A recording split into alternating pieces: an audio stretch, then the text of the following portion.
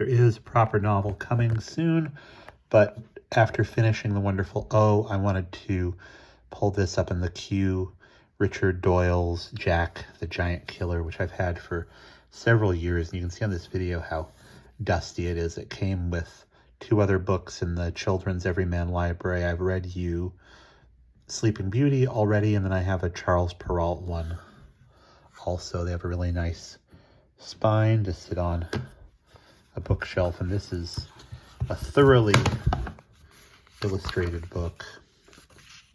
Let's read about Richard Doyle really quick. So this is one of the older books I will have read you because he lived from 1824 to 1983. So only in his, he wasn't even quite 60 years old when he died. Usually known as Richard Doyle, usually known as Dickie, was born in London, the second son of John Doyle, a political caricaturist.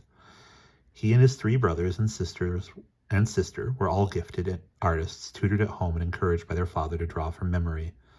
He would send the children into Hyde Park or to the National Gallery, telling them to look around them, and then back home to draw what they had seen. Dickie Doyle had no formal art training, but combined a natural talent with a wonderful imagination and a taste for the grotesque. At 19, he was invited to join the staff of Punch, and the drawing he produced for the cover of that magazine remained in use until the 1950s.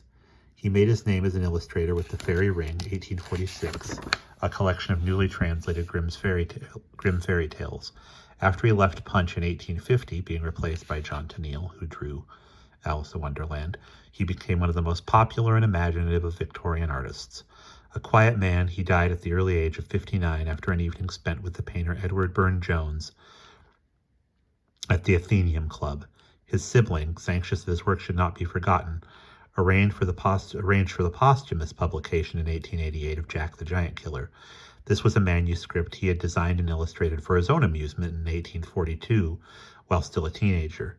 It seems likely that he copied the text, now set in type for this Everyman edition, from the Child's Own Book, a popular collection of traditional tales that would surely have had a place in the Doyle nursery. And let's look at what some of the pictures are in this, because it is a pretty cool looking book.